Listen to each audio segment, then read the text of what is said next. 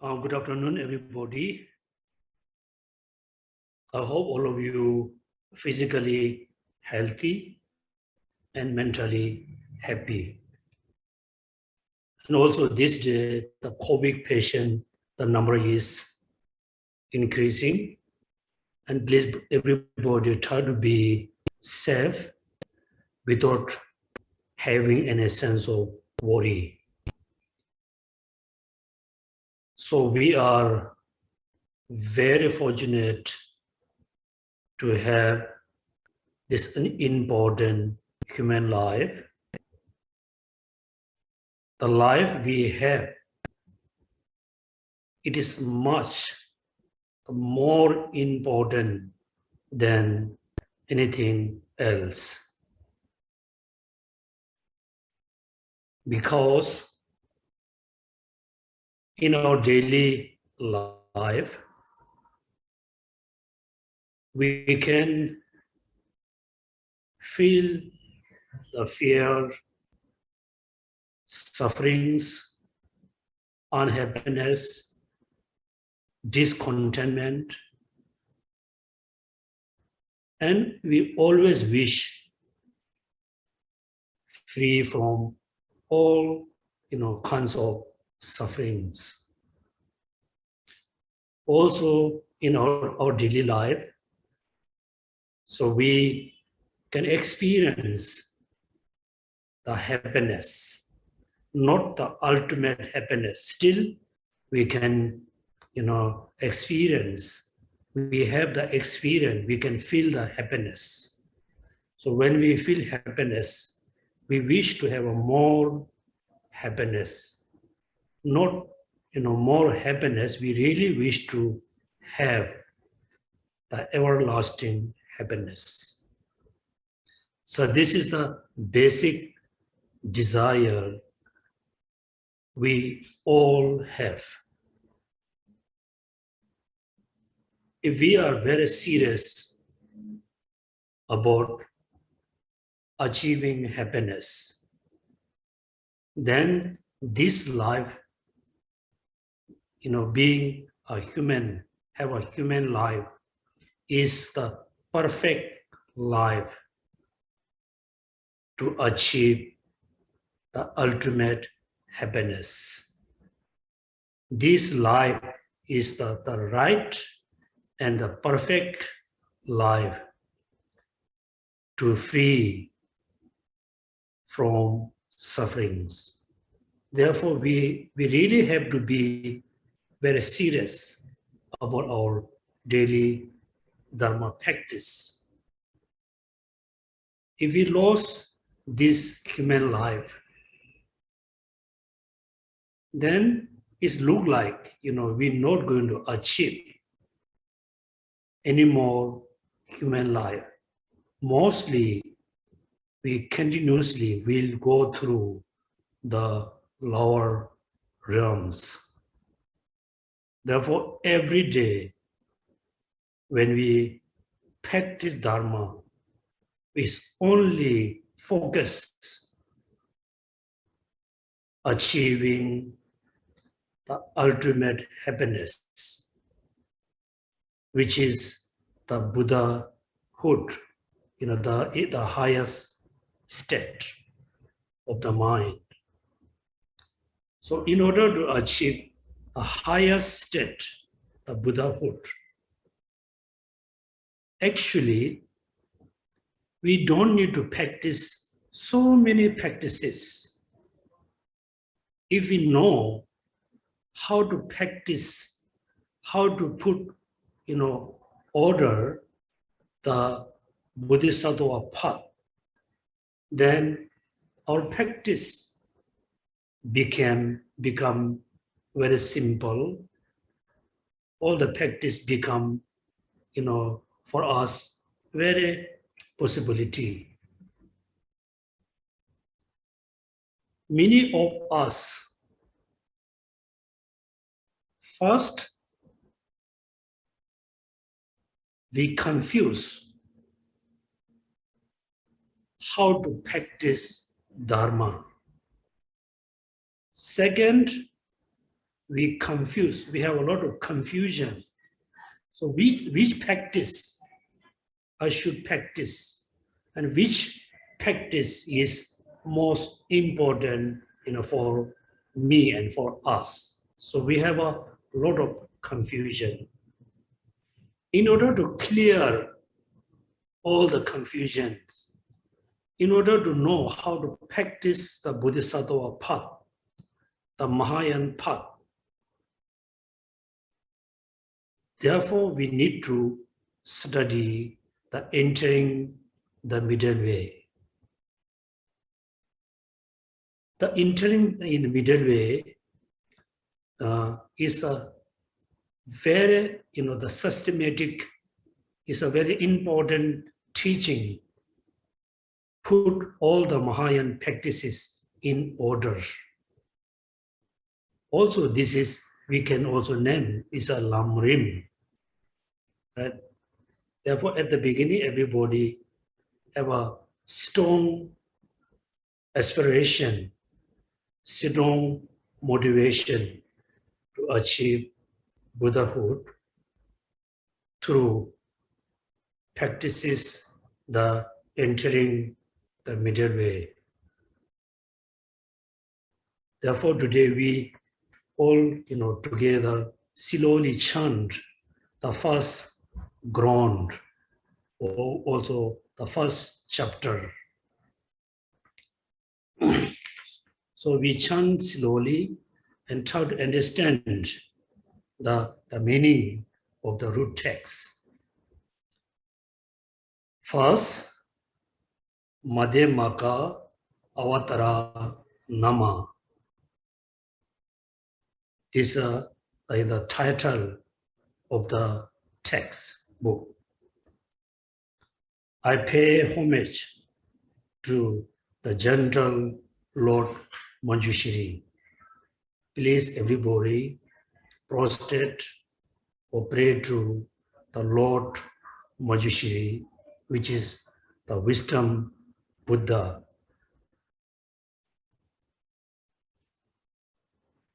Also, in the morning, before you study, the Dharma books, before you study the Dharma, also you visualize Manjushri and recite the mantra Om Arabhasana Di, maybe 100 times.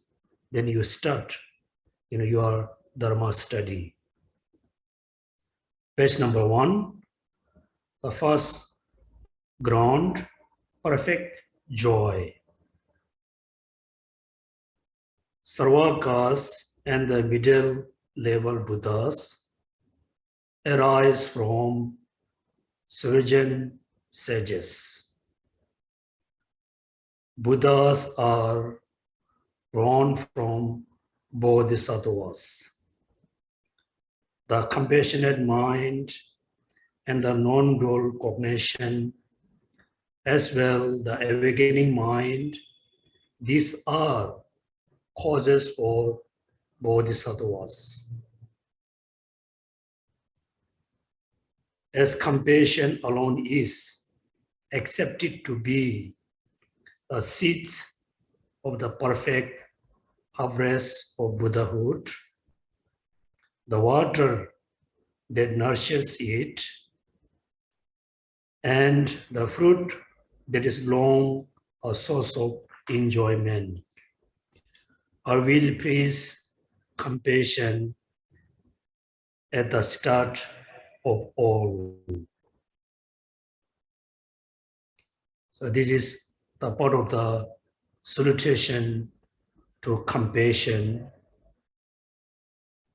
with the 3 reasonings. Next, praise to compassion with the differentiation, its characteristic. First, with the thought, I am. They cling to ourself. Then with the thought, mine, they become attached to things.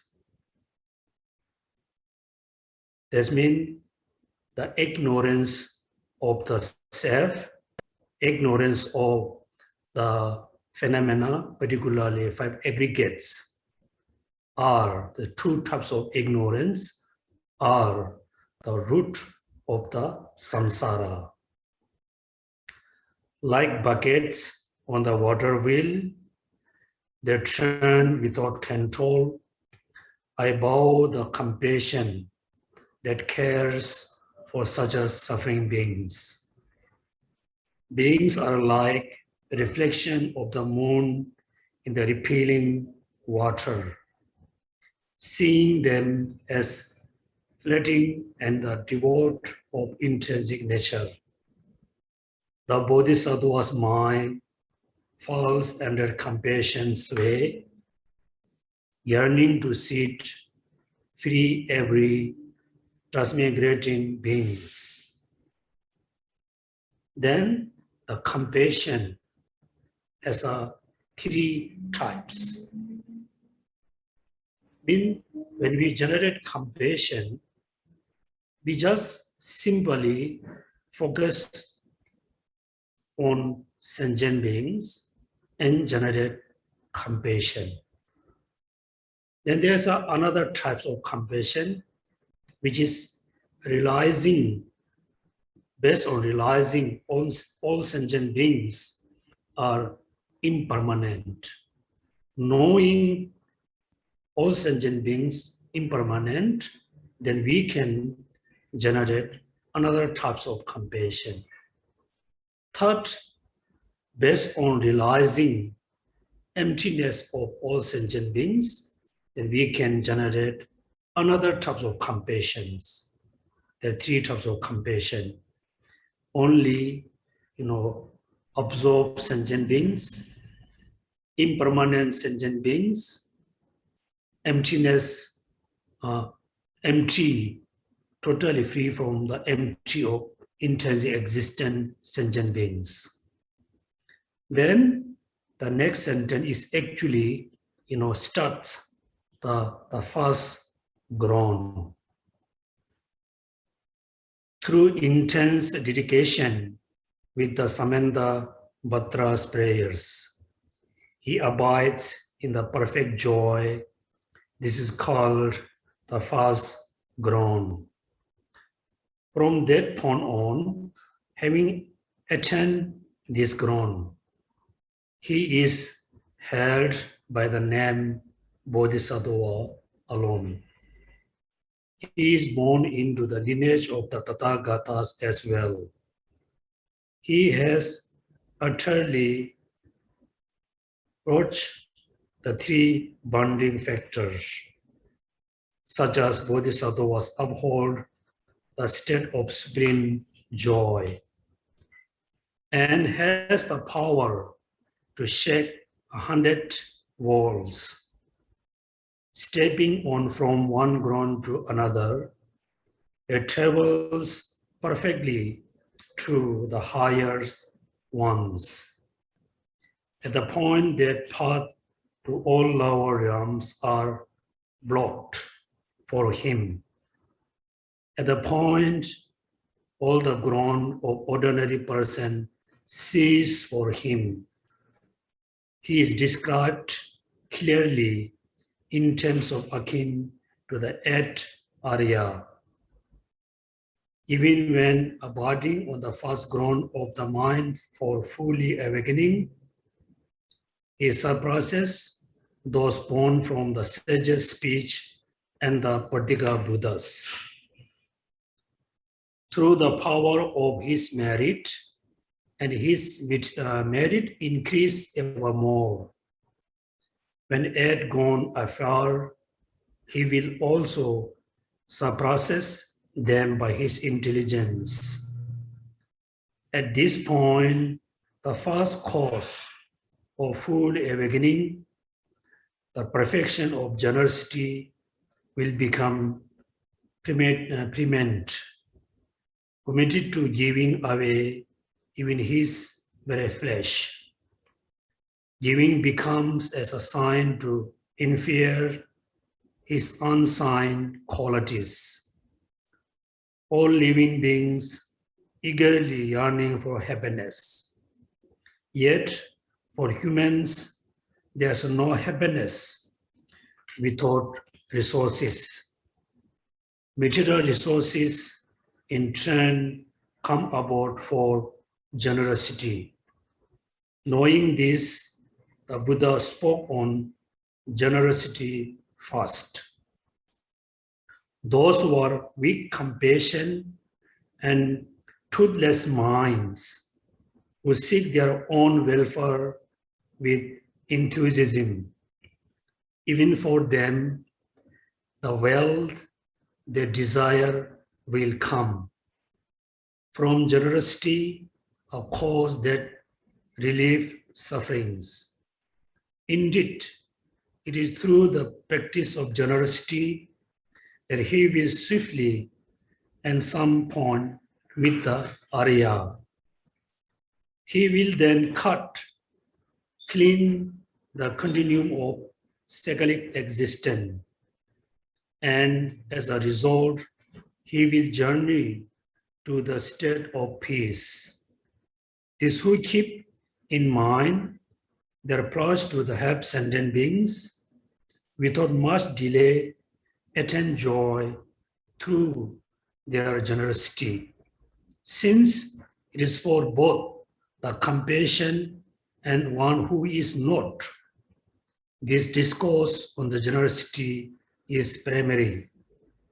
In simply hearing or thinking of the phrase, "give me," brings such a joy to the children of concourse.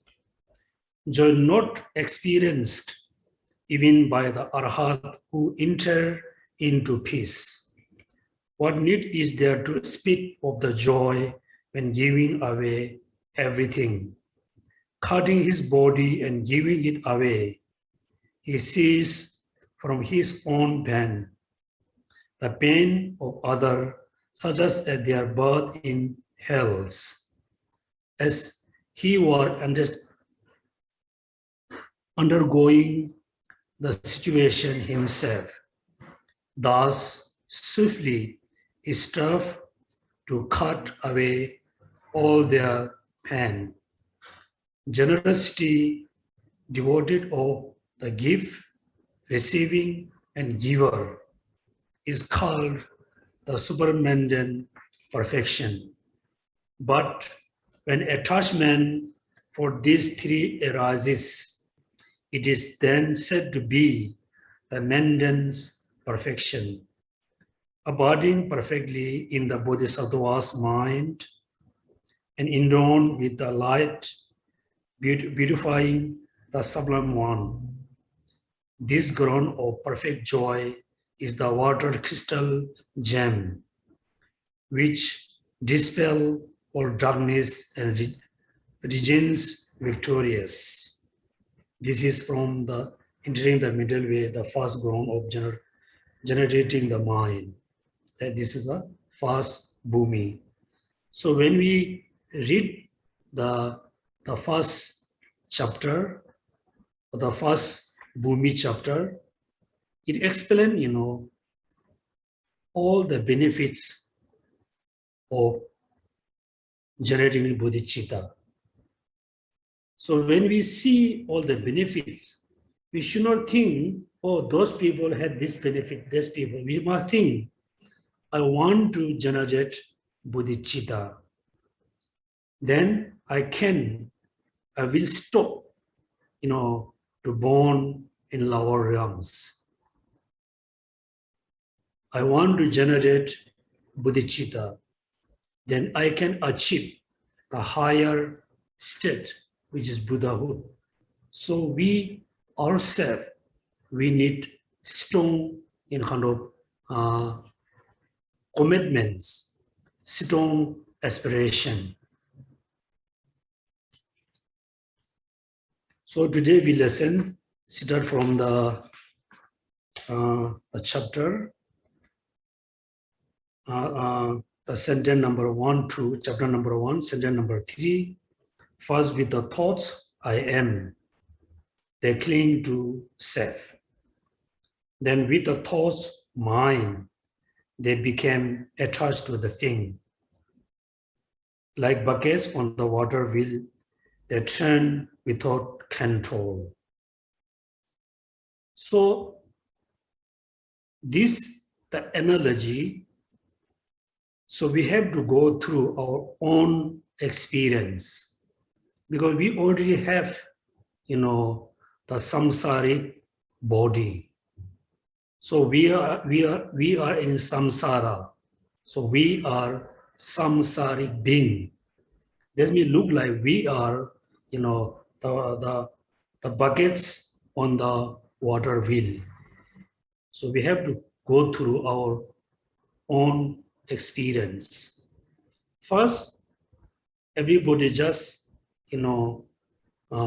observe your own eye. For example, let's say, right now I am reading the entering middle way. That time there's a thoughts, there's a mind. There's a mind. The mind is thinking about I. That I. For us who haven't realized emptiness, for us, the I, when we think about I am a monk, I am a teacher, I am a student, I am a female, I am a male.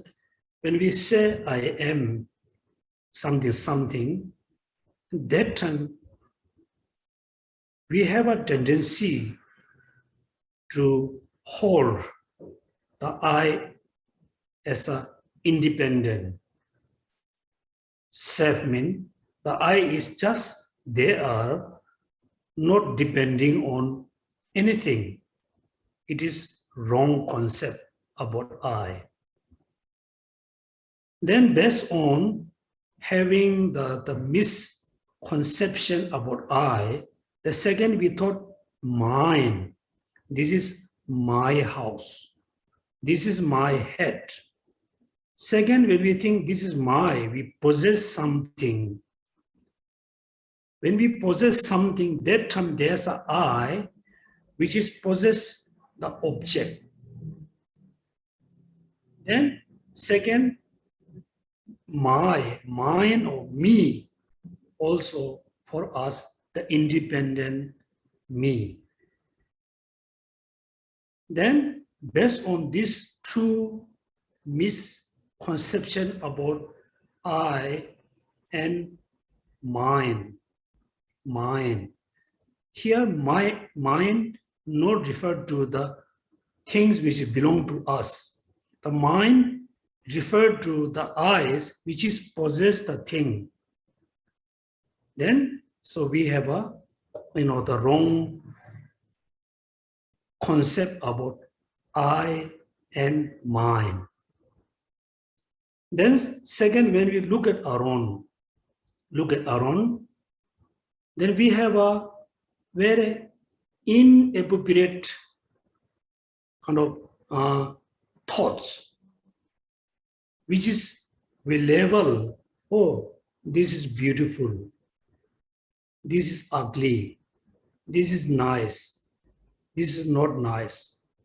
So we label something is so beautiful, something is very ugly. The based on beautiful, the based on the attractive concept, then attachment arises, then anger arises. When we analyze between the beautiful and the ugly object, the beautiness and ugliness is established by our own thought, our own mind. Because when our concept change, then the object is changed.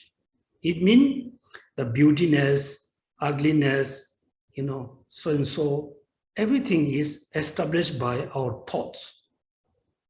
That means everything around us, none of the phenomena exists independently, right? Therefore, ignorance, then attachment, anger, then we accumulate merit, then we are in samsara.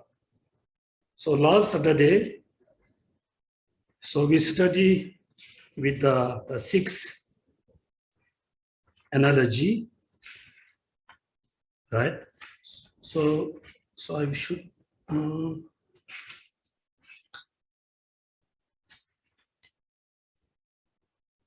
The first one aspect is that this constant world of the sentient beings is bound very tightly by the ropes of karma and afflictions. So why we have sufferings?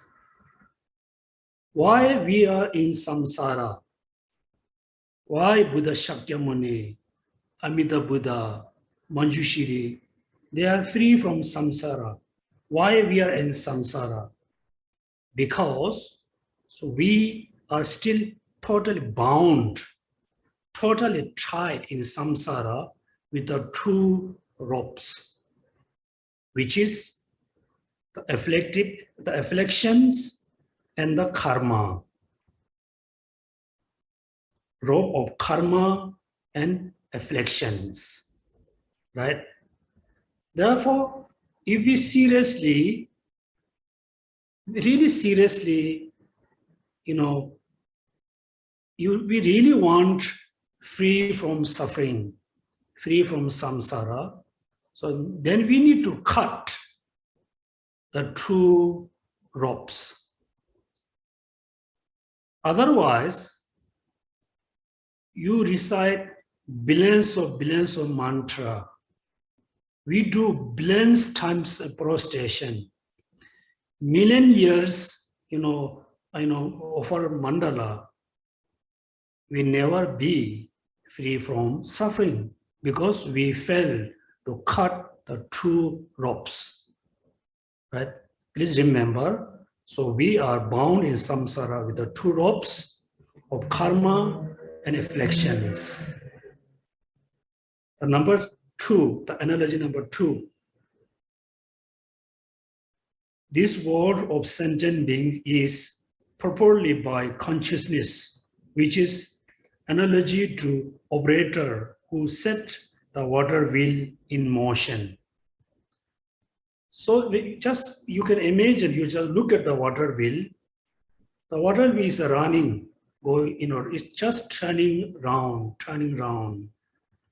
It's not turning its own by itself. It's not turning on its own by.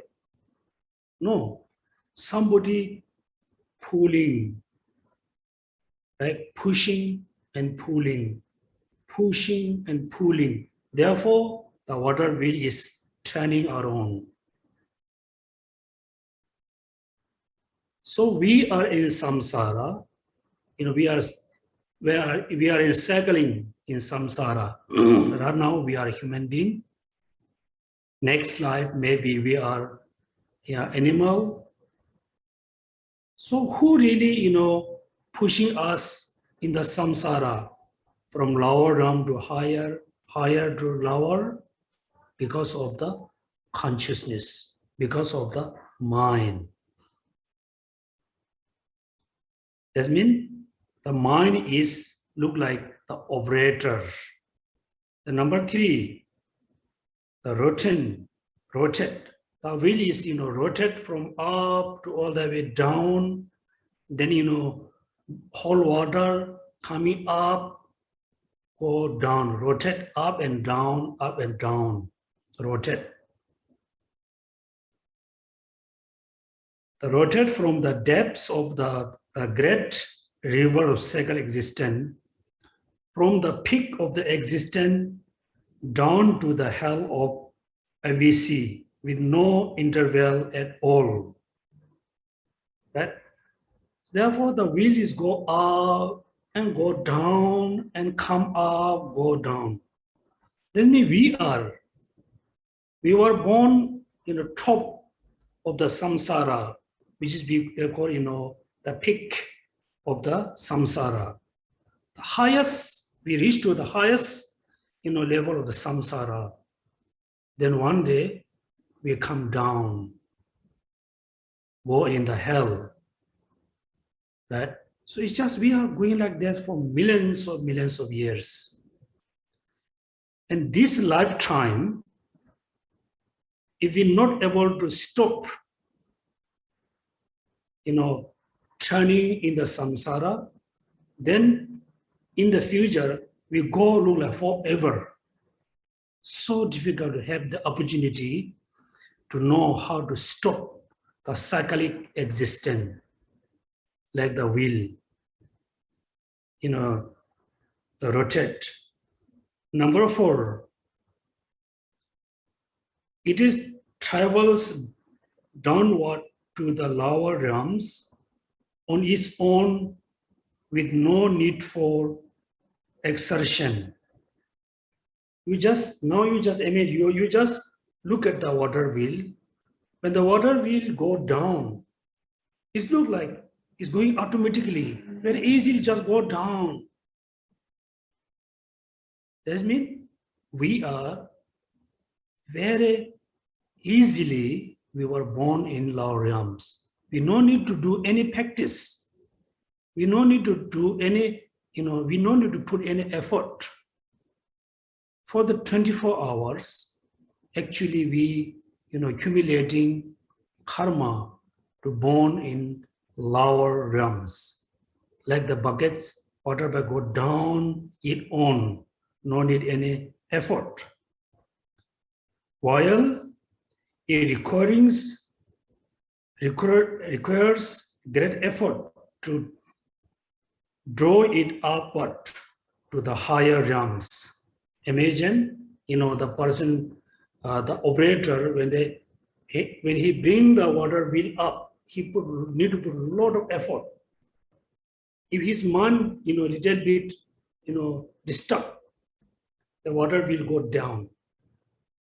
So born into a higher realm, need to put a lot of effort. Very difficult to born in higher realms. Like the water will going down very easy, bring up is very difficult. It's very heavy because there's water. The number 5, there are 3 affected classes. Then, so we are in samsara with the 12 links dependent origination, 12 links, right? Within the 12 links, then we put into 3 classes. We put into 3 categories, all the 12s.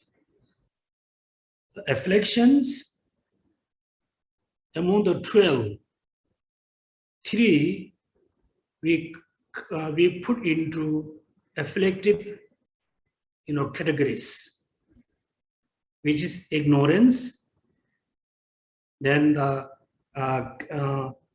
craving, then appropriation or grasping. Ignorance, craving, appropriation or grasping. These 3 we put into affliction categories. That means among the 12, 3 we put into afflictions. Then 2, karma, volition. Karma or volition is sometimes we say karma, sometimes then you use the volition. And becoming. Number 10 among the 12, the number 10 becoming, and the number 2 karma we put into karma. Then the rest of the 7 we put afflicted, born. That means all the 12, 3 are afflictions, which is ignorance, craving, appropriation, or grasping are afflictions. The number 2, volition. Number 10, becoming. We put into karma. Among the 12, 2 are karma. Among the 12, 3 are affliction. The rest of the 7, they name afflicted birth. Afflicted birth. Yet there is no fixed sequence to this origination. Now, again, you just, you watch, you observe the water wheel. There's no such a, this is the first, always first, this is always second, there's no sequence. Same, same likewise, the 12, there's no such a, this is always first. Among the 12, we say first ignorance. But the ignorance also caused by other 12 link interdependence.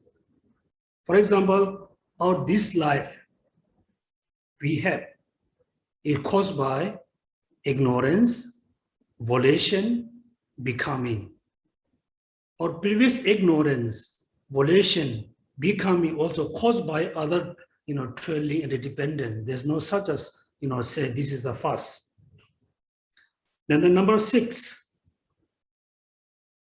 And on our daily basis, this world is assessed by the suffering of suffering, suffering of change, and suffering of the the pervasive condition. Therefore, this world of transmigrating being is nothing but condition akin to be perpetual moving the water wheel. That means the buckets on the water wheel, when they're going down and coming up, the bucket is hitting on the wall, is hitting on the wall. In our daily life, for the 24 hours, actually, we have been through the 3 kinds of suffering. Suffering, like sickness, right? Like illness, disease, the pain. All these are suffering. Then suffering of change. Sometimes, when we say, oh, today the weather is so nice, we feel, the pleasant, we feel the happiness. We name this is happiness. Actually, in the reality, this is, types of sufferings. Then, the pervasive suffering. So we are totally for the 24 hours, since we were born until we, died. So every moment we going through the 3 types of sufferings. This is, teach us how, why, how long we are in samsara. The next is a very important, last time I stop here. The comparison by means of these 6 characteristics is drawn not simply engender an understanding for how sentient beings wander in cyclic existence. It is not just, we are learning how sentient beings in samsara. We compare the sentient beings with the water wheel. We compare that. The water wheel has a 6 characteristic. We have a 6 characteristic. We are not just, studying about how sentient being in samsara. No, this is not our purpose. Then, what is it for them? Then why, Chandrakirti was saying, it look like in the water wheel buckets. Why we need to know? Why we need to study about the 6, analogies? What is it for them? earlier was shown that those who inspire, enter the great vehicle must first generate great compassion. However, it was not explained how compassion come to be generated. So therefore, in the first two stanza, simply Chandrakirti preached to compassion. Compassion, right? Then he was saying, hearer and Charvaka Buddha actually errors from Buddha. Buddha's errors from Bodhisattvas. Bodhisattvas caused by three important causes, which is the great compassion, bodhicitta, and the non-dual cognition. They say, in order to enter into Mahayana, so the person need to practice, the person need to generate compassion, right? But he didn't explain how to generate compassion. Therefore, the stanza is very particular about how to generate compassion. Now we study a little bit.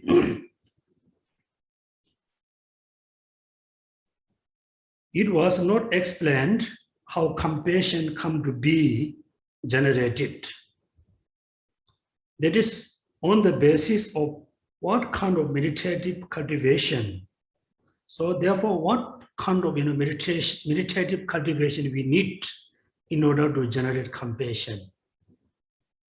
So here it is shown that the great compassion is generated through contemplating the way sentient beings wander without control in the cyclic existence.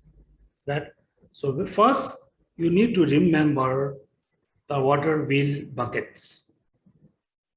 First, the buckets tied strongly with the wheel, with the rope. Right? Then the water wheel is a moving, there's a motion. The motion is produced by the operator. That means we are in samsara due to the consciousness. Remember the first, the will. The second, you need to reflect. Oh, I am in samsara, exactly similar with the water wheel buckets, the water wheel. Right? Then I'm in samsara actually until now, I don't have any control how to stop. Am I right? Until now, we don't have a control. Until now, we don't know how to control. Therefore, this love is very, very important, time. We know how to stop, how to control the samsara, how to control to born in samsara. We know, we're going to know. If we miss this opportunity, then we miss the opportunity forever, right?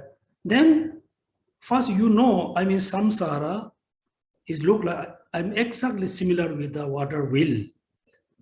Then second, you reflect other sentient beings. Then you have a same kind of feeling towards other sentient beings. Then you can, we can generate compassion. Therefore here, that great compassion is generated through contemplating the way sentient beings wander without controlling in the cycle of existence. Therefore, in the Lamrim, by Lama Tsongkhapa, he said, until today, I am controlled by my mind. My mind controlled by afflictions. All the afflictions controlled by ignorance. Right? That means we control by minds, because when the minds want to eat, so we have to go and we have to get food. We eat food. When the desire wants to drink like a smoke, alcohol, coffee, then we go and get drink, we drink. Then we are controlled by mind. All the minds controlled by afflictions. Afflictions controlled by ignorance. Ignorance, no need to control by anybody. But ignorance is the ignorance, not knowing the truth. Right? So he said, since today we need to switch. Switch how? Until today, I'm controlled by the mind. Since today, I will control the mind. The mind control all the afflictions. The mind control the ignorance. That means until today, the mind pull us. Since today, we must pull the mind. Right?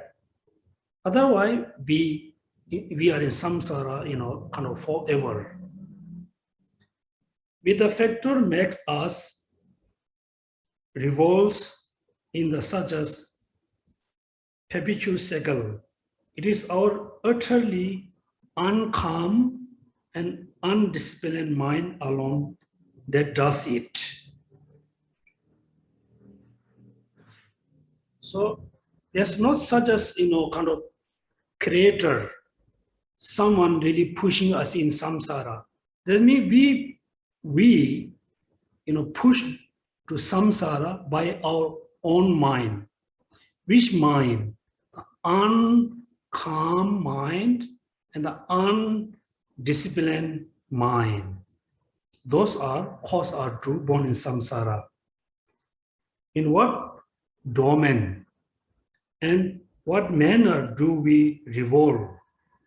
So that means where we are cycling the domain, what manner, how we are in a cycle, where are we are in cycle, where are we are in cycle, so which manner we are in cycle. Then in this domain, from the peak of existence down to the hell,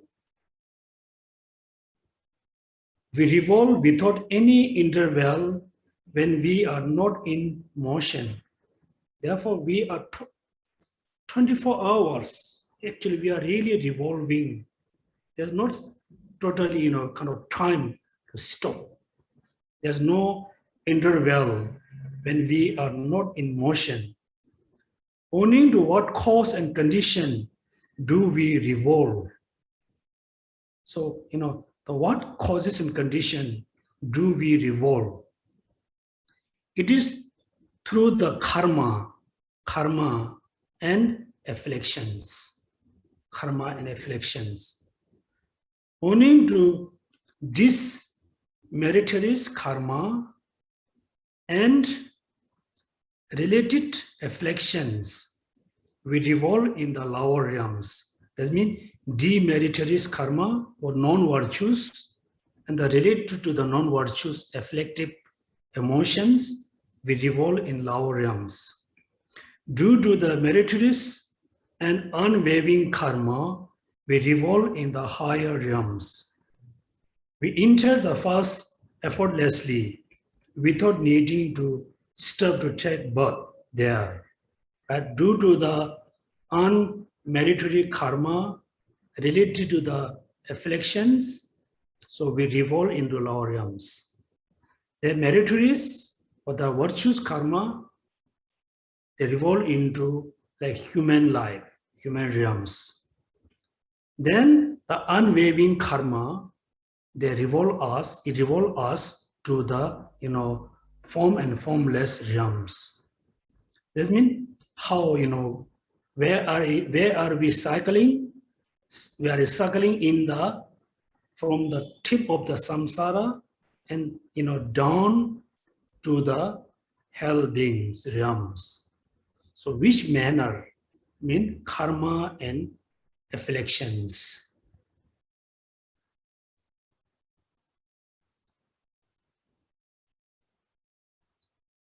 So in order to born in lower realms, just born effortlessly. Born into higher realms, we need to put a lot of effort, great effort. This is mentioned in the basis of the discipline, where Buddha says, so one of the Vinaya Sutra, where the Buddha says that the number of those who migrate from the higher and the lower realms on their way to the lower realms are like the numbers of the particles of the dust that exist on the great earth. Mean from higher realm to lower realms, lower realm to lower realms, who are taking life from, who are borning from higher realm to lower and lower to lower. The number is look like dust on the ground. This means millions of beings from higher realm to lower realms. Billions of sentient beings, taking birth lower realm to lower realm is a numberless, like a dust on the ground. Then higher realm to higher, lower to higher is look like dust on the finger point. To the lower realm are like the number of the particles of the dust that exist on the great earth, while those migrating from the true realms on their way to the higher realm are like the number of the dust particle collected between the tips of his finger. That means you can imagine Buddha saying from lower realm to lower realms, higher to lower realm, the number of sentient beings look like dust on the earth. How many? Then higher to higher and higher, lower to higher is look like dust on the finger. That means Buddha may be touched on the ground. He showed like this, right?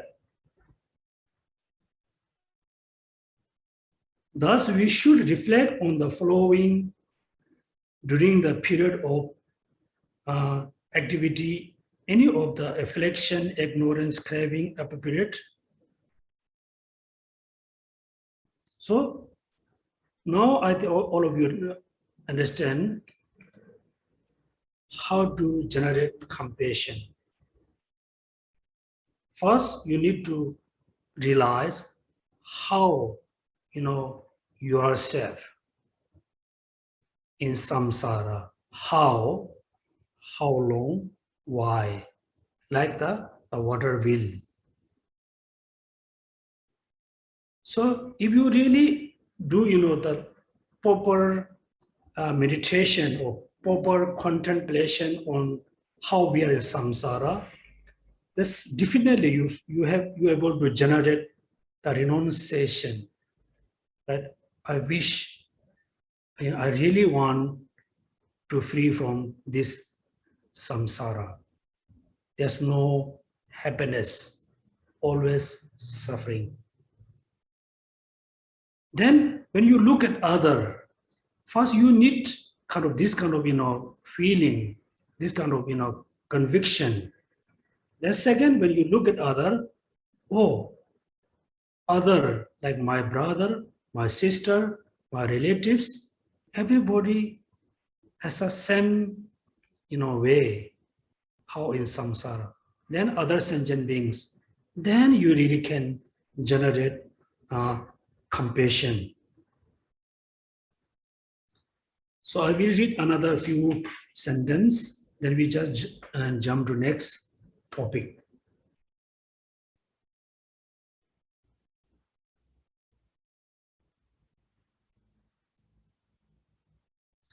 Thus, we should reflect on the following during the period of any of the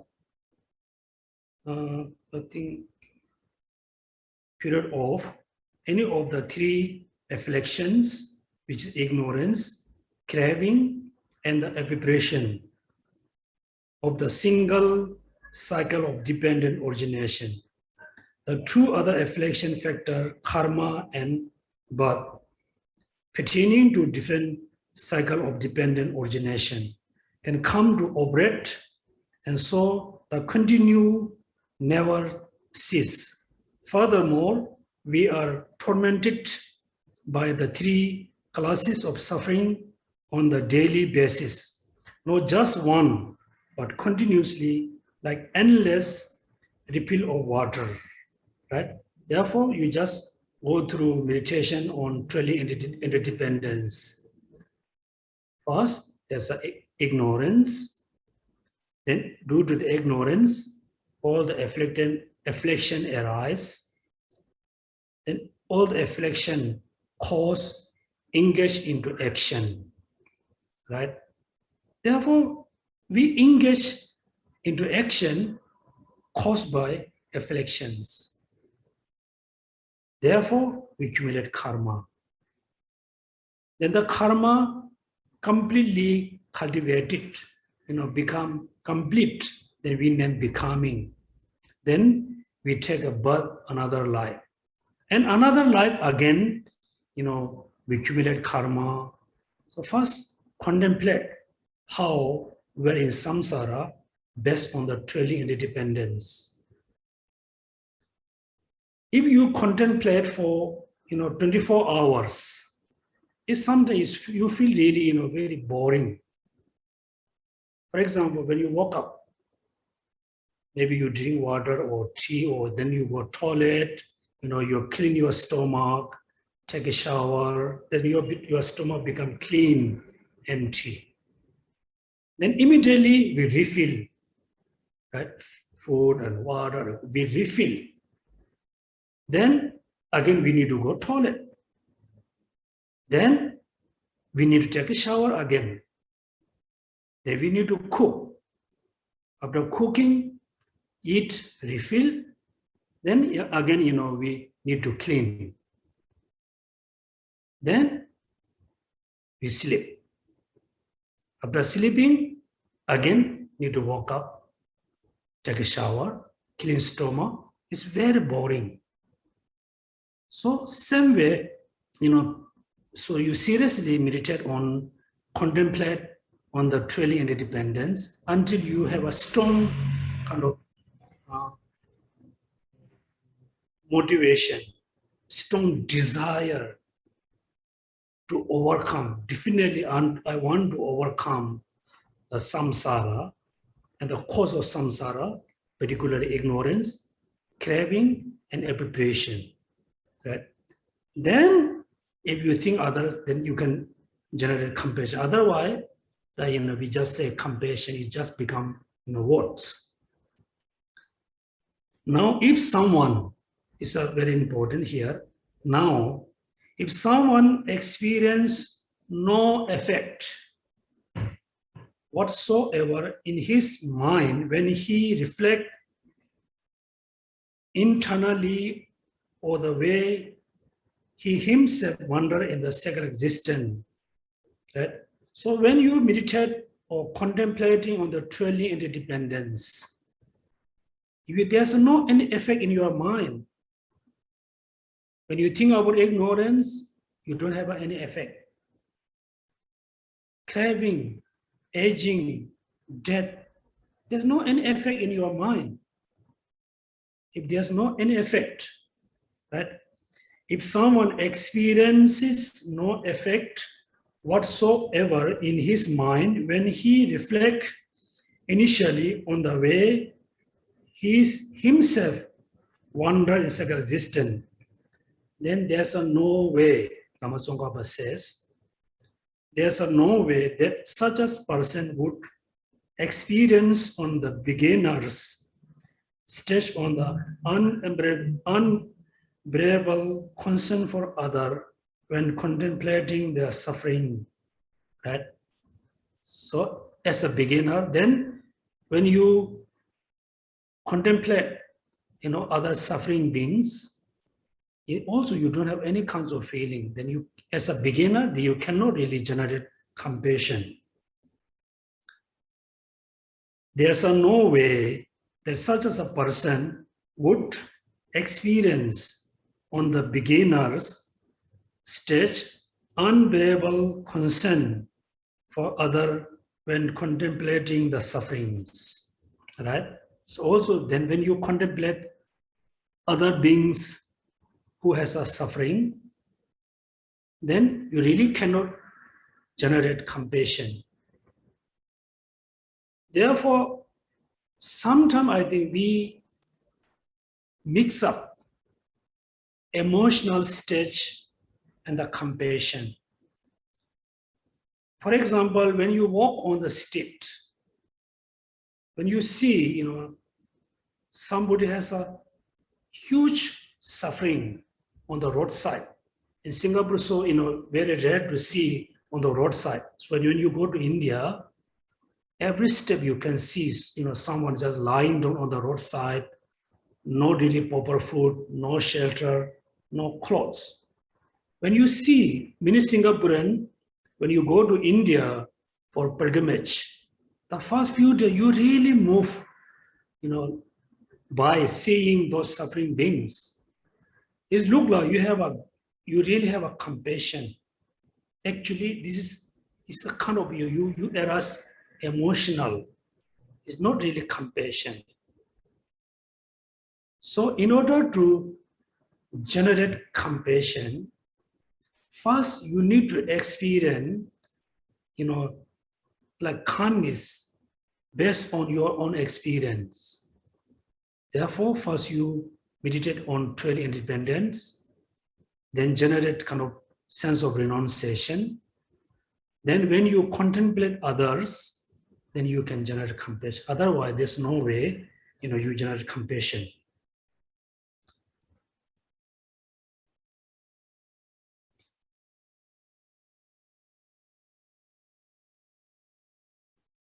Therefore, just as explained in the commentary on the 400 stanza, one must first contemplate suffering in relation to oneself. That's me, commentary on the 400 stanzas. The 400 stanzas written by, composed by Aryadeva, commentary by Chandrakirti. He said here, one must first contemplate suffering in relation to one's own self. Then one should contemplate in relation to other sentient beings.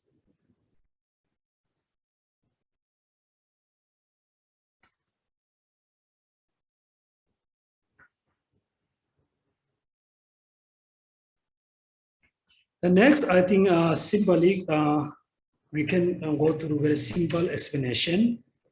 The next, paying homage to compassion that take phenomenal reality and take no reference as its object. Let me first, you must remember the sentence, paying homage to compassion that takes sentient being as its object. Right? The first, which is paying homage to compassion that takes sentient beings as its object. It doesn't mean the next, two kinds of compassion, not, absorbing sentient being. Compassion means always focus on sentient beings.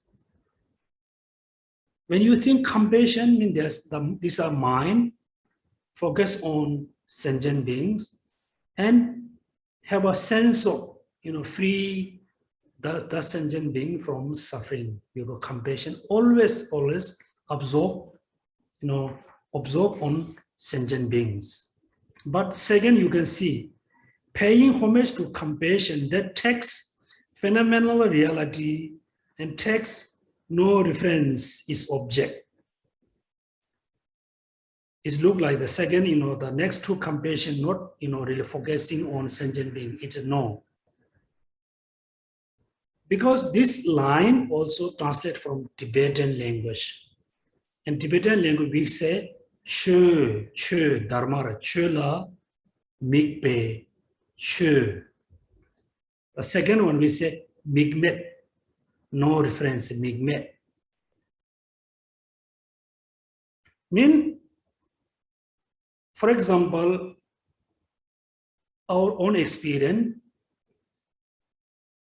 we can have a compassion just simply absorbing the sentient being.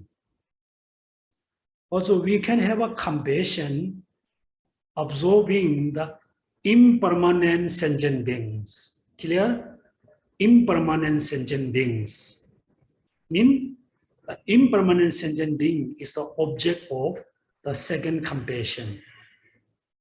The third is, we have another type of compassion, which is absorb, the empty of sentient beings, emptiness of sentient being. Emptiness of sentient beings. Means, first, you realize impermanence of sentient being, then you can generate compassion based on realizing the sentient being is impermanent. Second, you can generate based on realizing the emptiness of sentient beings, then you can generate compassion for the sentient beings. Right? These are, three types of compassion, just simply absorb the sentient being, absorb sentient being. Second is the sentient beings characterized by impermanent, characterized by emptiness. I mean, three kinds of sentient beings. Three kinds of compassion.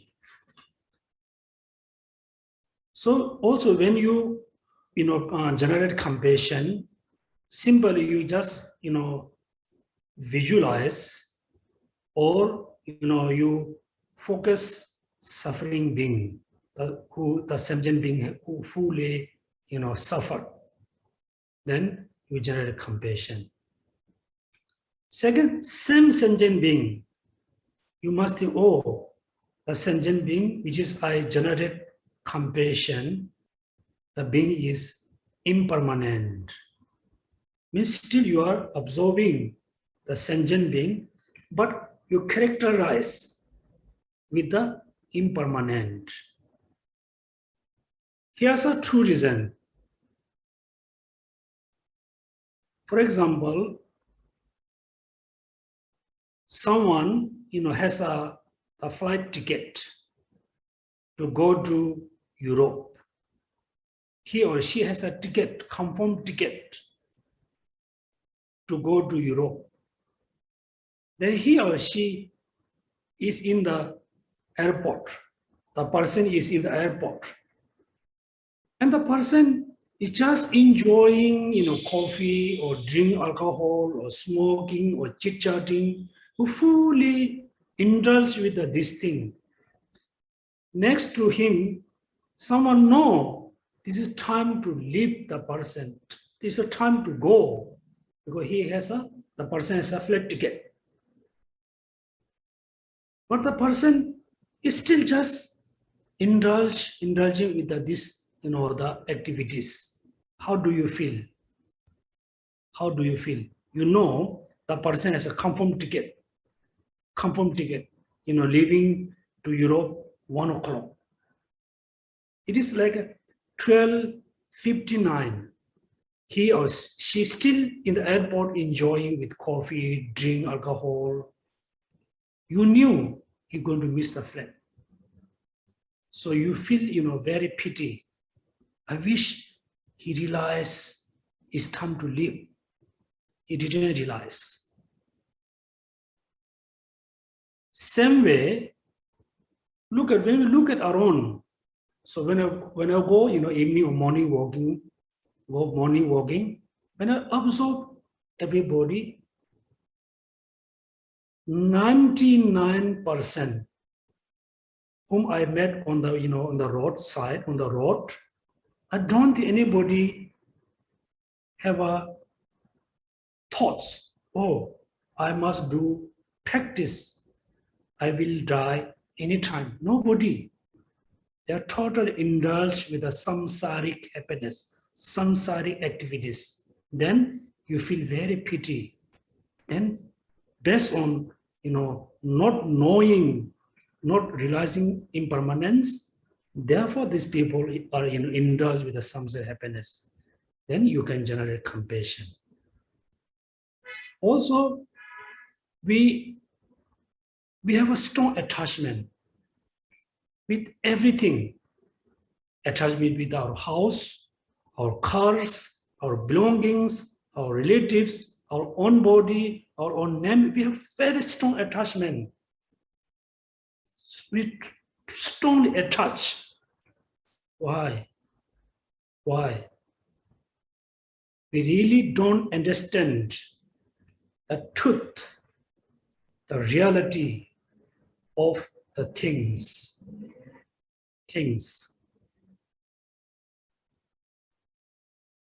Therefore, we truly attached with everything. Therefore, we are in samsara. So when you think, oh, this person is totally indulged with the samsaric happiness, have a very strong attachment with everything, because he or she haven't realized the emptiness.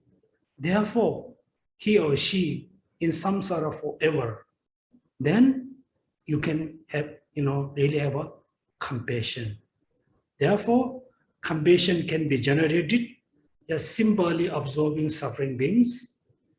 Suffering being with suffering being characteristic by impermanence, characterized by emptiness. There's a reason. When you reflect your own self, we have one problem, the attachment. Attachment because we didn't realize the truth nature. As a human being, it's nature. Male have attachment with a female have an attachment with a male, or male have an attachment with a male, female have attachment with female. It's very natural. It's kind of natural. You just think when we attach with someone, we really don't understand the truth nature of the person. We're not attached with the mind, we're attached with the physical body, the physical outlook. When you think that's physical, it's just the skin. Just the skin. When you take off the skin, there's no such an attachment. You can attach to the person, right?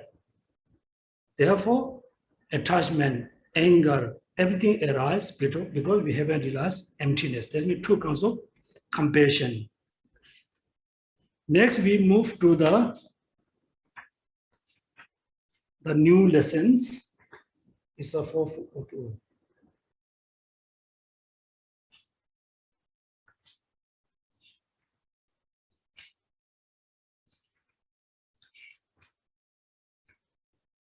Now, page number 59, the commentary.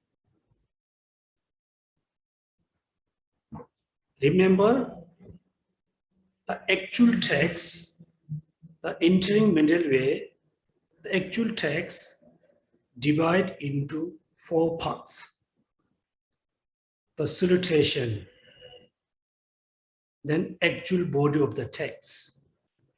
The third, how Chandrakirti composed the text. The last, dedication. Now we just finish the salutation to the compassion. The salutation, the sentence, the stanzas are the salutation to compassion in order to complete the compose the text.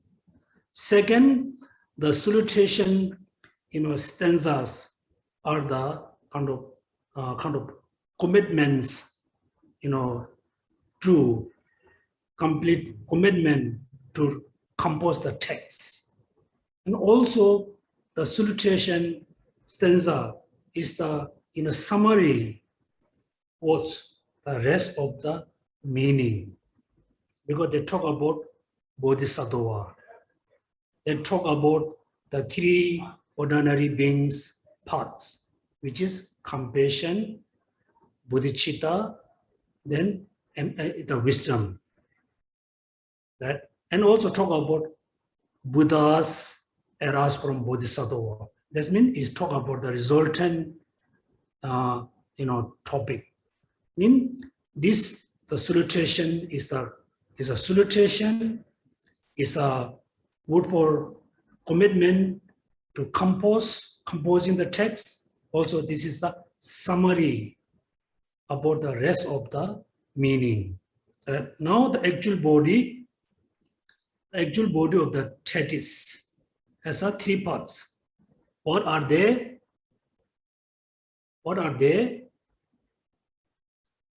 How to practice the path according to this system in the general.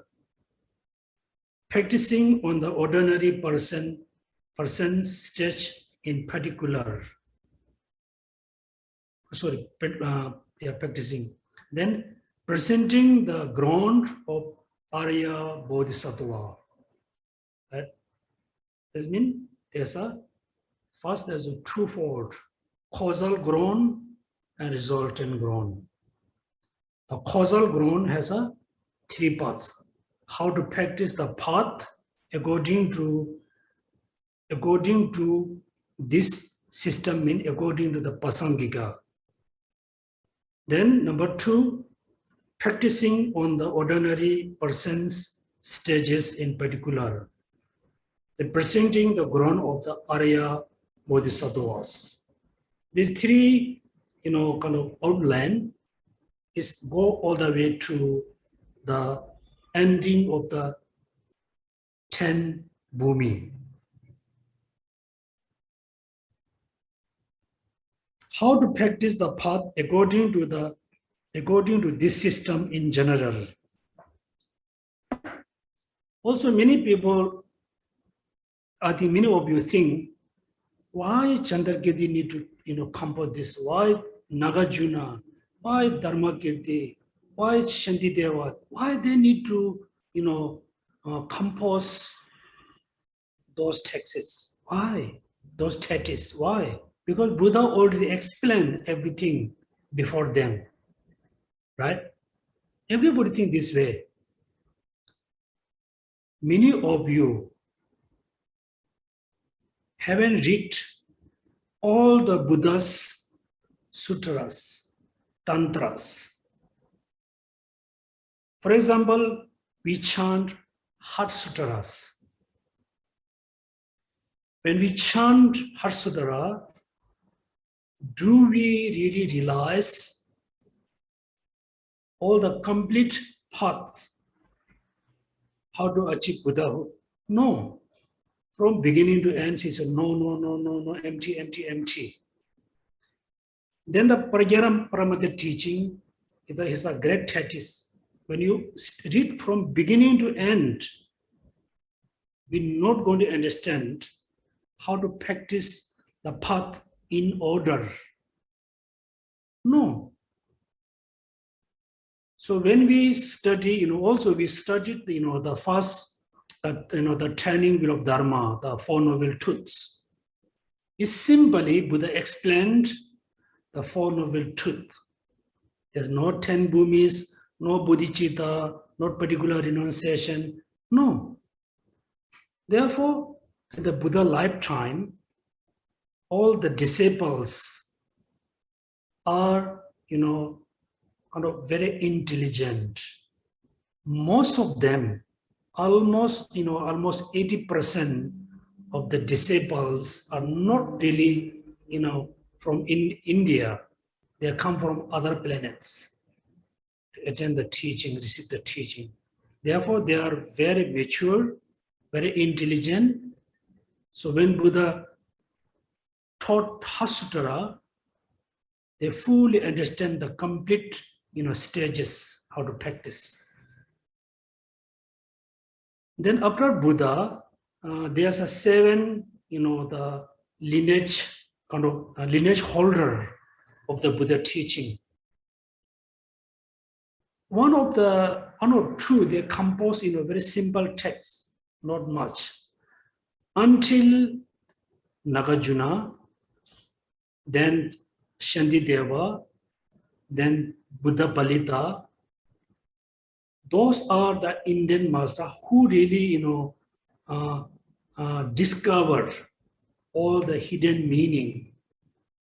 Therefore, they compose this text in order to know how to practice all the paths in order. They here say, how to practice the path according to this system. This means Pasangika, right? Before Pasangika, there are 3 other schools.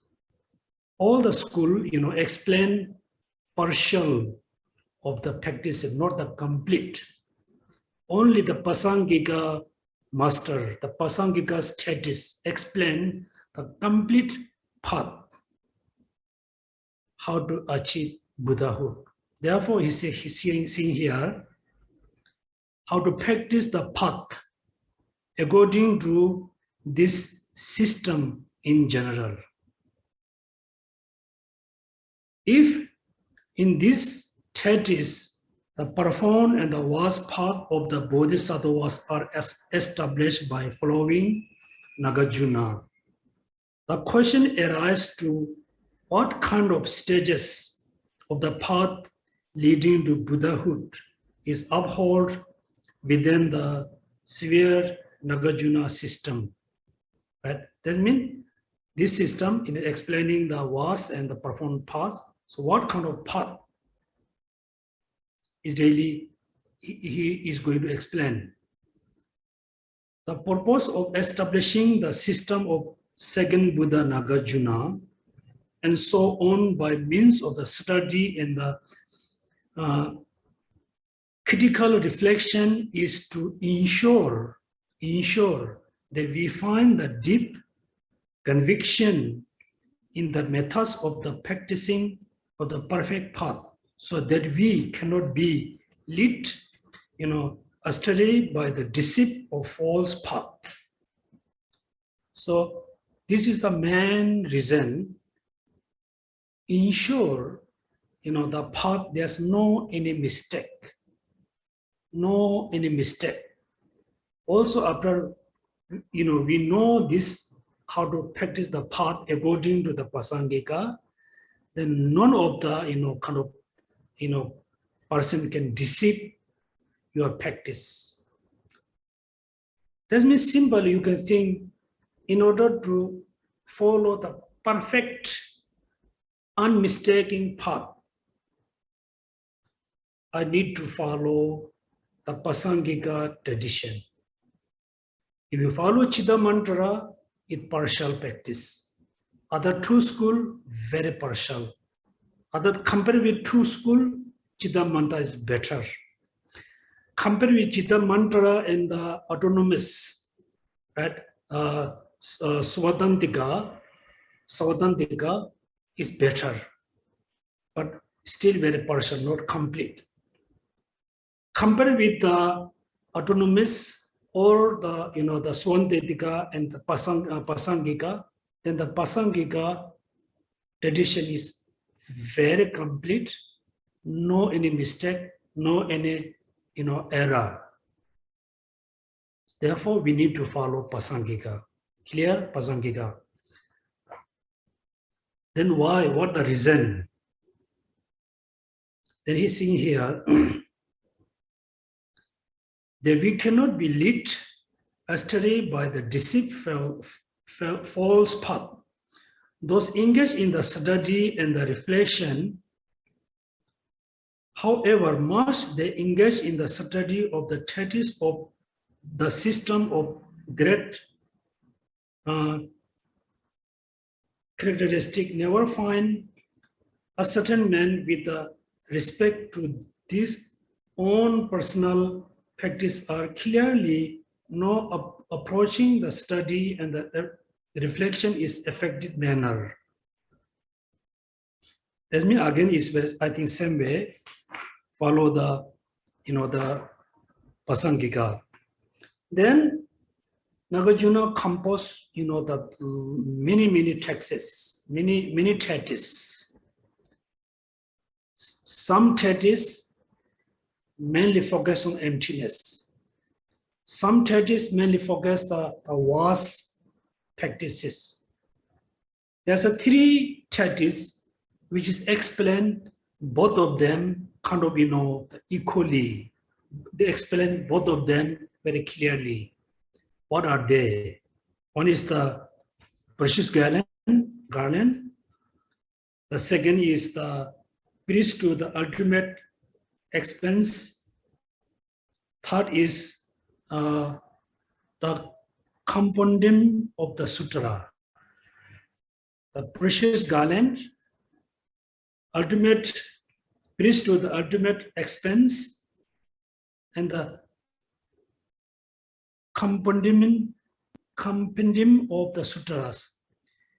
These 3 treatises written by Nagarjuna, they explain the profound, the vast practice kind of both equally. For example, the wisdom treatise very much focus on the profound path, very much focus on emptiness, right? Okay, now we will go a little bit, then we can have a Q&A session. All the Nagarjuna explained partial aspect of the path in numerous texts. 3 treatises present the overall body of the path, the both profound and the vast aspect, right? He composed numerous texts. Then 3 treatises present the overall body of the path, both profound and the vast aspect. Or how the precious garland presents the path. Lines such as at the root of the line is the root of these are awakening mind, and all the practices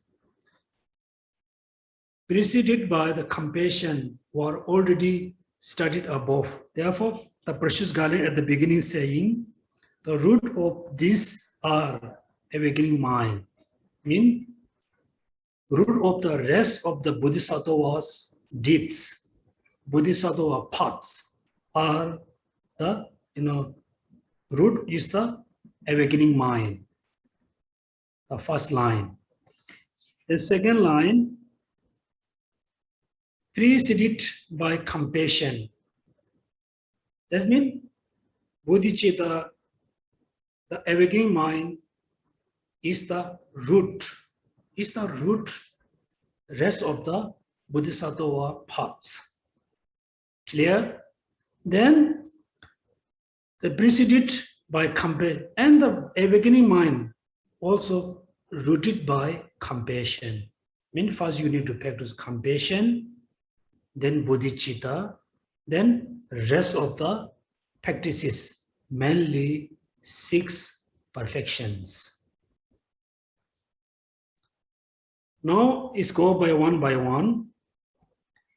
Here to present in the brief the quality of the Bodhisattva. They are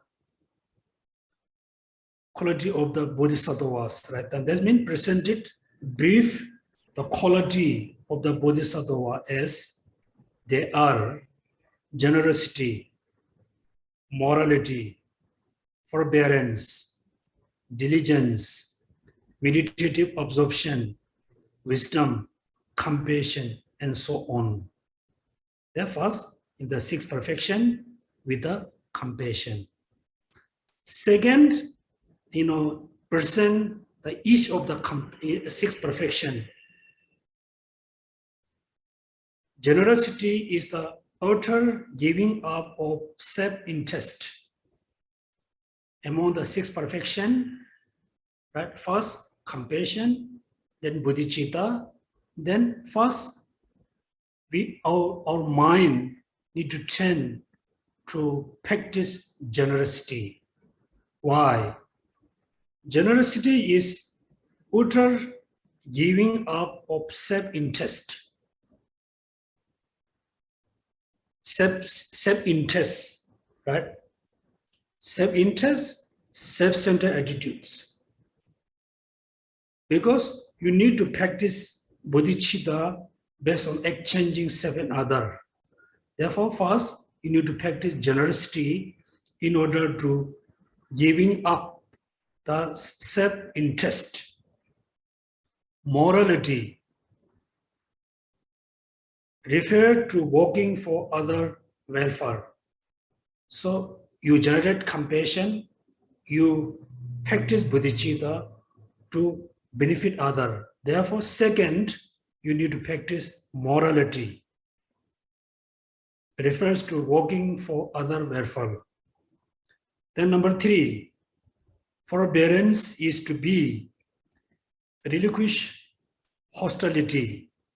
Why we need to practice forbearance or patience? Because we need to stop, we need to eliminate the hostility or anger or hatred.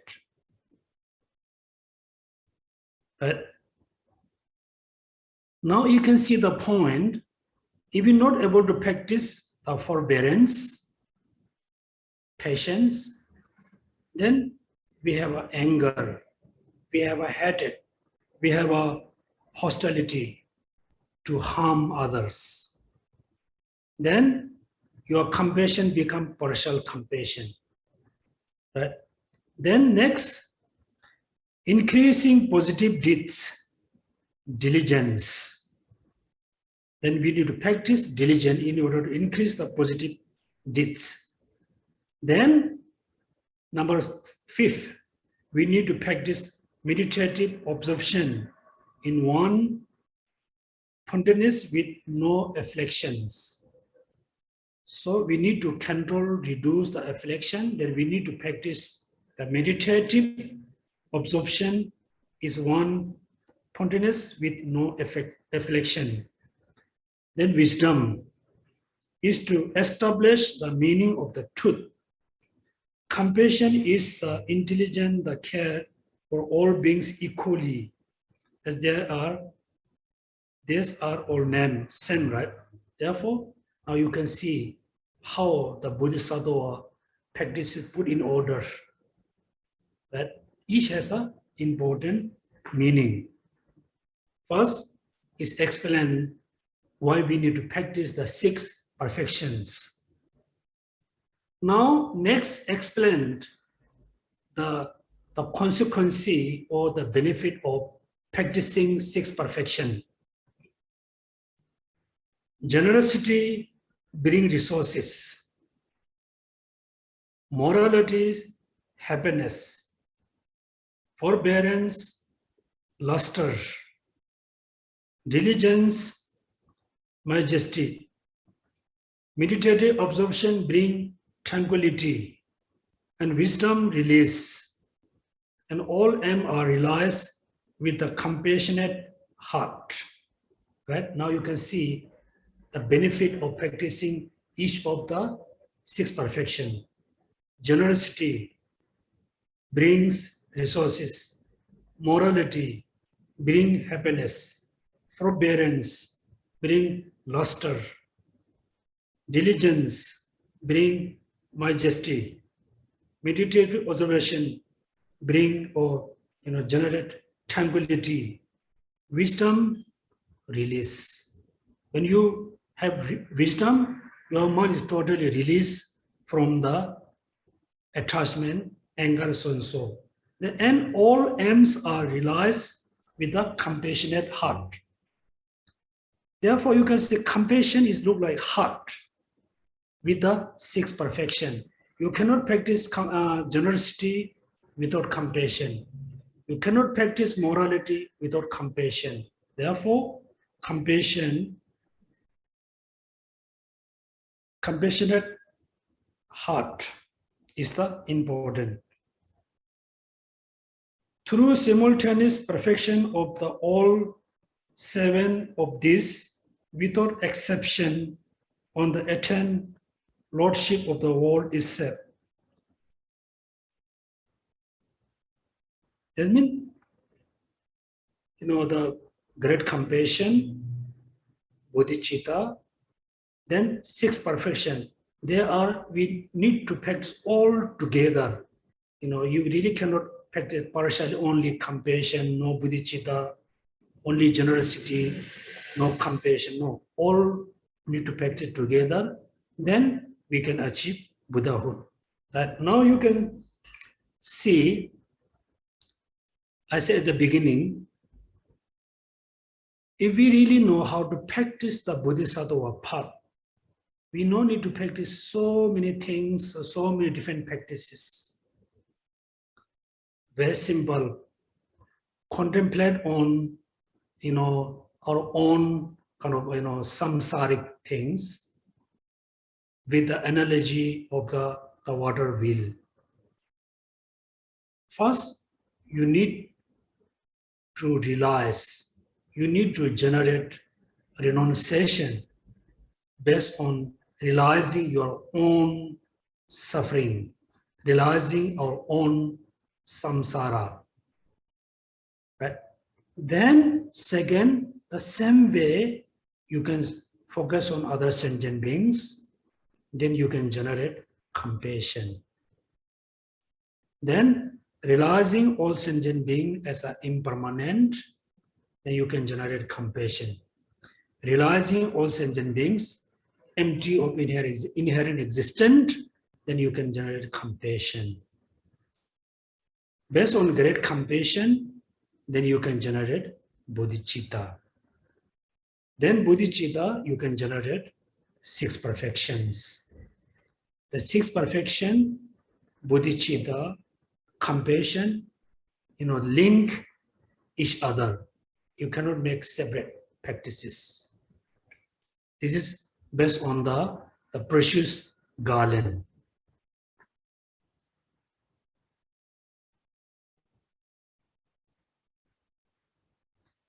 The text here identifies the 6 perfections and explains the benefit as well. It also outlines how to turn in them with the complementary factor of compassion. And this way, Nagarjuna teaches us how the awakening mind, the basis of Bodhisattva deeds, come first, and how through the deeds were traversed the 10 grown to the Bodhisattva. Okay, so today we can stop here. Next, I think we will start the first grown. Before we start the first grown, perfect joy, still we need to explain, we need to study, few things. As a homework,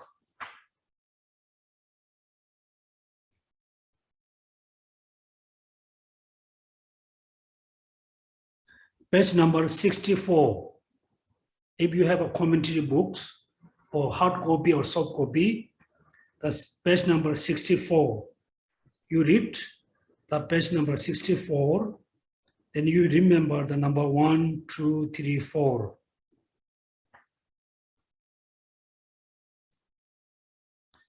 Then 66.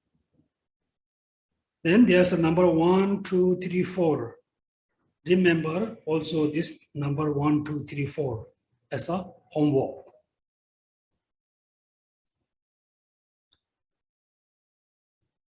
And also, every day, please you chant the first chapter until we finish the first chapter. Every day you do one time, recitation, recite the first chapter every day.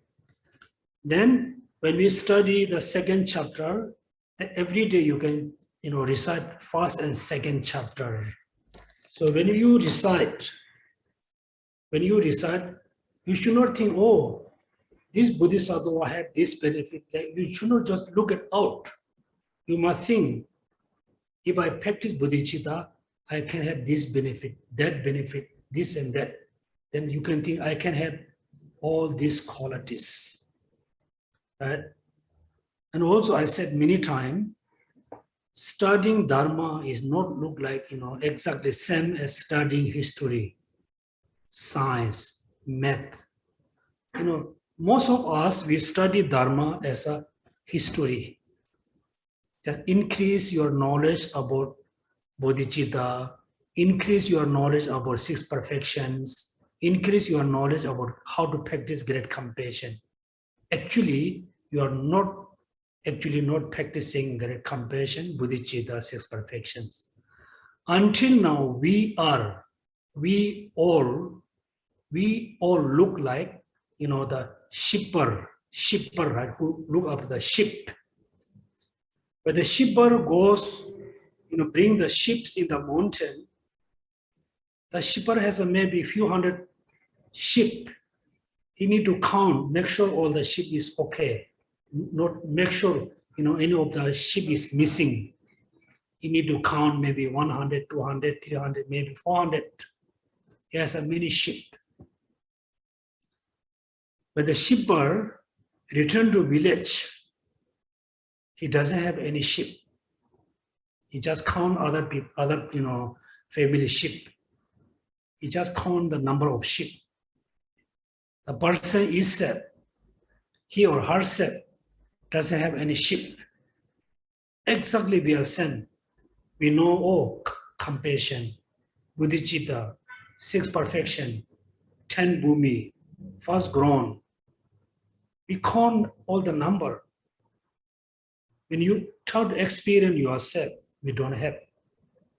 Therefore, we should not be like a shipper. We must be look like, the owner of the ship. Mean the owner of the ship, he or she can count the ship, he or she have the ship. Also we know how to practice compassion. Also we must practice compassion. We know how to, the meaning of emptiness, but we must realize emptiness. Otherwise, it's really, just increasing your knowledge, nothing more. Nothing more. So each day, even though you spend 20 minutes with the Dharma book, you just spend 20 minutes. After you spend 20 minutes, you must, you must apply the Dharma in your mind. Try to have some kind of transformation. Try to have some kind of changes. Then tomorrow, you read another, pages, spend another 10, 20 minutes, and apply the meaning, and have a detailed transformation, detailed changes. If you go through this kind of experience, then within 1 year, some of us, some of you will become Bodhisattva. Some of you can be realize emptiness. Because you're not just studying. With the studying, you are seriously applying. Through applying, you have the experience. Then you can be Bodhisattva. Right? So thank you so much. So we have maybe 15 minutes. Is there anything I must clarify? Please feel free to ask me to clarify. Okay, Charlie? Yes, sir, just now you mentioned that Buddha Sakyamuni, when he was alive, he has many intelligent students, and some of them or many of them are from different planets or from other planets. So can you explain what planets? Based on the Buddha's teaching, Buddha mentioned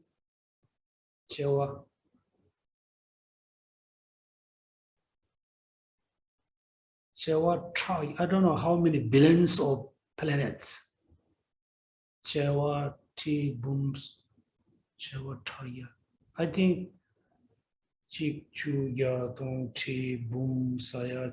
I think he explained, I think, billions of different planets. And also, 1 second, Dingsha.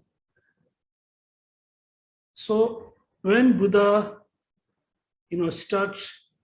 started to giving the Parjana Prabhita teachings, the local people who live around the vulture peak, the Rajgir, they saw so many, different kind of, being flying from different direction to this day we call vulture peaks.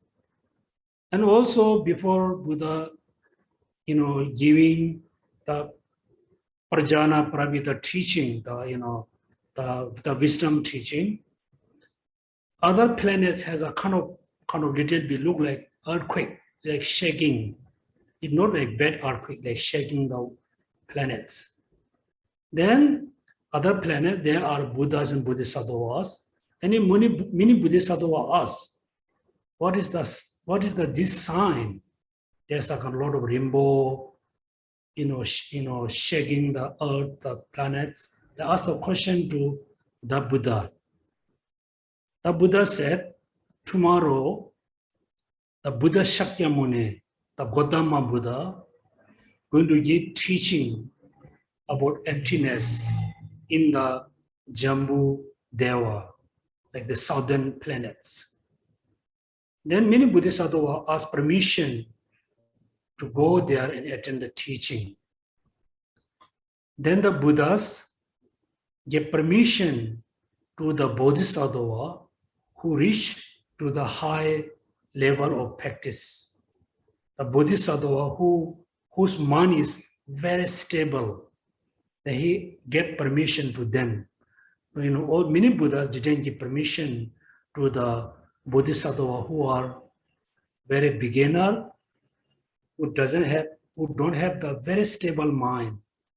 So they didn't attend his teaching like we call, India at that time. So there's a lot of, story according to Buddha teaching. And also, each sentient beings has their own planets. Actually, we think we are living in the same country, same landscape, like same environment. When we talk together, look like we are talking, common things. When you talk very precisely, I think we have our own planets. We live in different kinds of planets. Yeah, there's a lot of story. Therefore, they're called vulture peak. There's two different meanings. Some Indian master says the peak, the mountains look like vulture shape, therefore vulture peak. Second meaning, the local people that time they thought, many vulture, bird flying from many directions, all landed in there. They thought therefore it looked like millions of vulture gathering there. Then they call a vulture peak. Yes. Any question? I think someone want to say something. Geshe-la, there's a question in the chat room. Yes. Mm-hmm. The questioner is Tenzin Namka. Mm-hmm. The question is, Dear Geshe-la, can you please explain again the 3 types of compassion? Number 1, based on impermanence. Number 2, based on emptiness. And what was the third one? Thank you. Oh, I think you are a bit confused. I said, 3 types of compassion, you are right. The first, number 1, just observe the sentient being without differentiating, without having, putting any characteristic. Just observe suffer being in generate compassion. This is number one. Number two, generate compassion based on realizing the sentient being is impermanent. It doesn't mean the impermanent is object of compassion. No, object is, the compassion's object is always sentient being. That means they're putting the another characteristic, which is impermanent. I wish the impermanent sentient being, free from suffering. This is the number two. Number three, they're putting, again, another characteristic, not just sentient being. A sentient being, which is I'm generating compassion. The sentient beings are totally, empty of inherent existence. These are the, three compassion. Only, merely absorb sentient being without adding any characteristic. Second, based on sentient being, put the characteristic impermanence, must realize the sentient being is impermanent. Impermanent is not referred to the, just one day is changing, is decay, the momentarily changing. Third, the sentient being, which is generating compassion. The sentient being is empty of inherent existence. Also, if you want to know more, precisely, I give you the there's actually, kind of Q&A. You just start page number 50 and 51 and 53. Please read, the commentary on page number 50, 51 and 52. Then for you become very clear the differences between the three types of compassion. The three types of compassion equally absorb the sentient beings, but characterized by impermanence, sentient being, characterized by the emptiness of sentient being. This is the difference. Quite clear? So you can read, page number which I mentioned. Next question. The next question from Christine Liu. Christine Liu, would you want to ask or the questions to be read? Okay. Geshe La. In the first ground, there's the sixth paragraph. It says that the three binding factors. What are the three binding factors? One is one type of ignorance, then the negative doubts, then the inferior morality, view as a superior.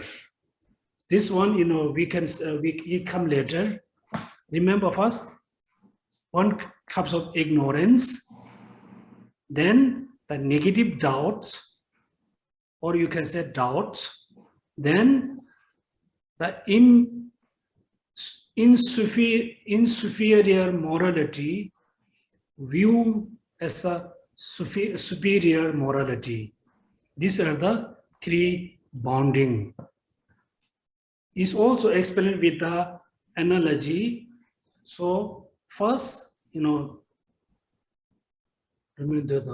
first, you don't want to go somewhere. You have a mind, so you don't want to go anywhere. Second, you want to go, but you have you have a full of doubt, then you cannot move. First, you cannot move because you don't want to go. Second, you want to move, you have a lot of doubts. Third, you want to move, you don't have a doubts, you're moving, but you are moving in the wrong directions. That means three bondings mean how we are bound in samsara. First, we have ignorance. Second, we have a doubts, the negative doubts. Third, we have the wrong, view how to practice the morality. These are the three bounding. So don't worry, it's come, next lesson. Okay, no question means it's good, or it can be very good, or maybe very bad. Anyway, I know the topic is a bit difficult, but I think slowly it's become more easy. Because I, link with the commentary, because the first, when His Holiness gave a teaching, he linked with the commentary. So we don't have a, actual commentary in English. Therefore, I thought it's linked with the commentary by Lama Tsongkhapa, but it's very clear. Also, translated by Thubten Jimba, one of the most experienced Tibetan Geshe. So this text is, is very clear, very important. If you wish, you can, I think, buy the soft copy. I don't think it's a good idea to buy the hard copy, right? So thank you so much, everybody, to attend the Saturday class. I hope, when you have a free time, please, slowly you study, and then you will know bit by bit. Within, a few months, you have a lot of kind of knowledge about entering the middle way. So we dedicate the merit today we have accumulated during our Dharma class. First, we dedicate for realizing emptiness ourselves to becoming Buddha to benefit all sentient beings. Tonye daware moje mage banam gegyoje gewa nyamba meba kone kondo pelwa. Second, we dedicate the merit for practicing the wisdom with the conventional bodhicitta. Chanjo senjo rinpoche mage banam gegyoje gewa nyamba meba kone kondo pelwa. Last, we dedicate the merit to benefit all sentient beings through practicing conventional and ultimate bodhicitta. Particularly, we dedicate the merit to benefit all the donors of Tibetan Buddhist Center.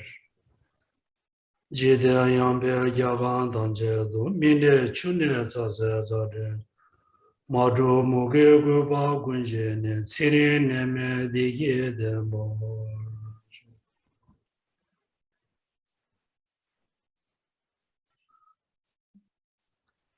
Okay, thank you so much. Have a happy Saturday. Thank you.